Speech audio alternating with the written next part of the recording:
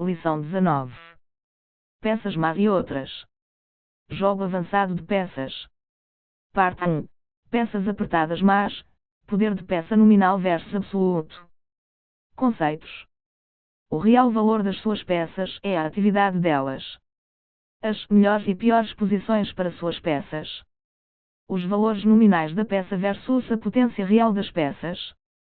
Poder nominal versus absoluto. Exemplo 1. O cavaleiro centralizado domina. O cavalo D4 deve ser visto como uma peça melhor do que o cavalo A1.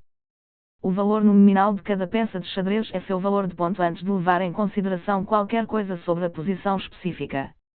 Esses valores foram discutidos no capítulo de introdução, parte 2, com a dama valendo 9 pontos, ou peões dependendo de como você vê, a torre valendo 5 e assim por diante.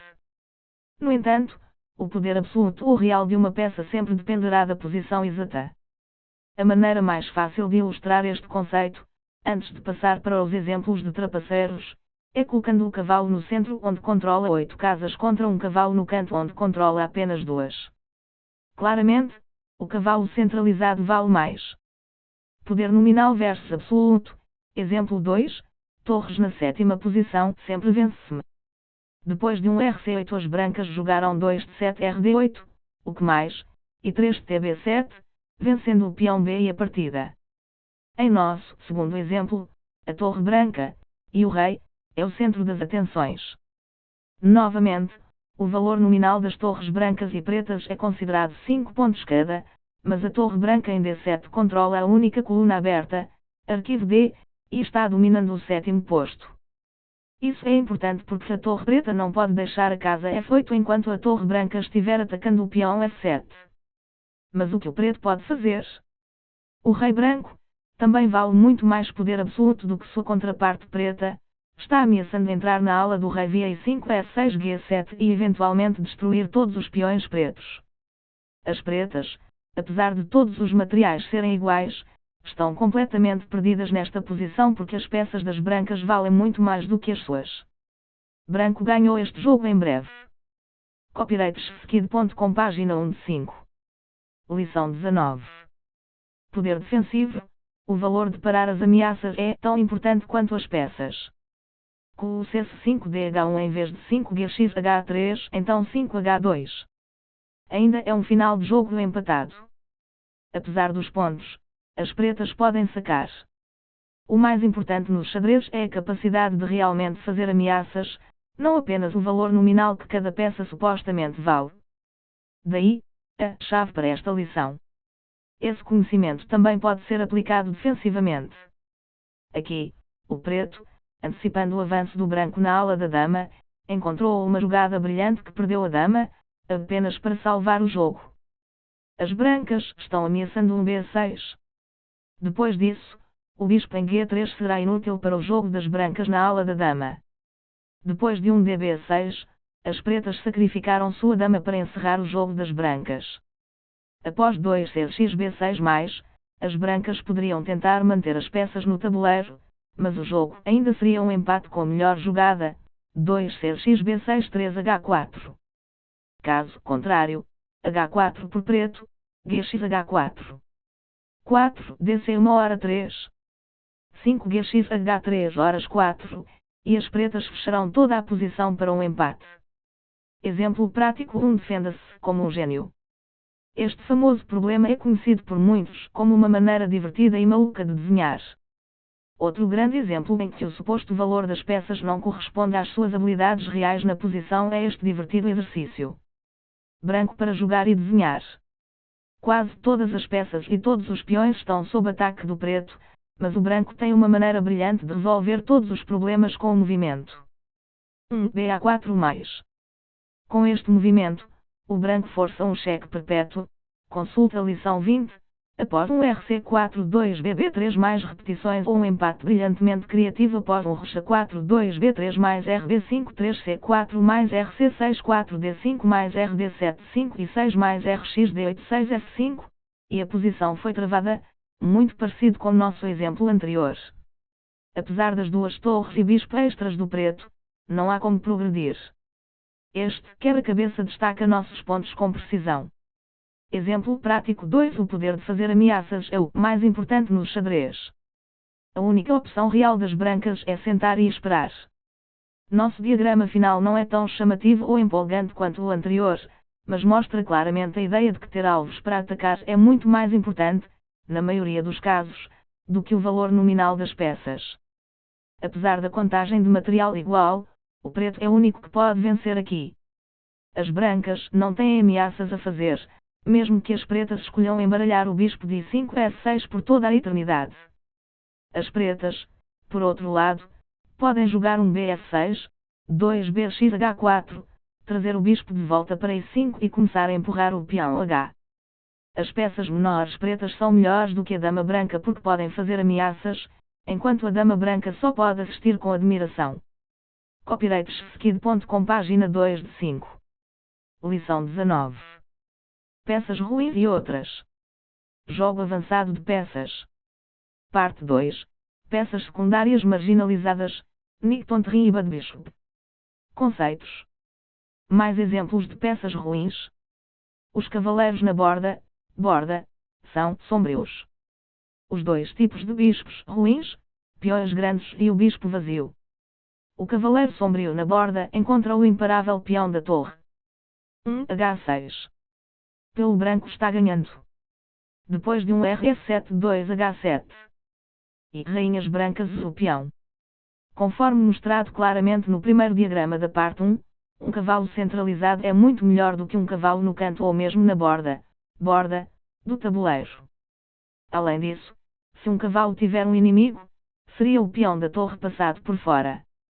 Em geral, cavalos não são as melhores peças para lidar com peões passados e este é um exemplo extremo. Após o óbvio avanço do peão branco, o cavalo, e o exército preto como um todo, encontrou seu destino. O cavalo preto, por falta de espaço, não consegue parar o peão passado. Nem mesmo o rei pode salvar o jogo, conforme revisto abaixo do diagrama. Observe que se existisse uma coluna I, o cavalo poderia se mover para I6, guardando a casa de rainha. O cavaleiro gris não tem quadrados disponíveis para lutar. Sem ajuda, também com o C sem uma boa razão, precisamos manter os pôneis perto da ação no centro do tabuleiro. Embora existam muitos outros exemplos que poderiam ser usados para revelar as lutas do cavalo contra peões passados, para esclarecer este ponto antes de prosseguir, forne-se-nos uma posição intermediária interessante. Aqui as pretas, apesar de quase um exército completo disponível, não conseguiram ajudar o cavalo H5 a sair de sua posição desesperada após o movimento óbvio das brancas. BG6. De branco foi jogado e o cavalo em H5 está, surpreendentemente, preso. As pretas não podem proteger o cavalo com 5. Torre branca em 1, e nenhuma outra peça está em posição de sequer considerar a opção. As pretas estão perdendo o cavalo e não muito depois disso. O jogo. É claro que o jogo das pretas não foi brilhante levando a esta posição, mas faz um bom ponto. Não coloque seus cavalos no aro. Copyrightskid.com, página 3 de 5. Lição 19.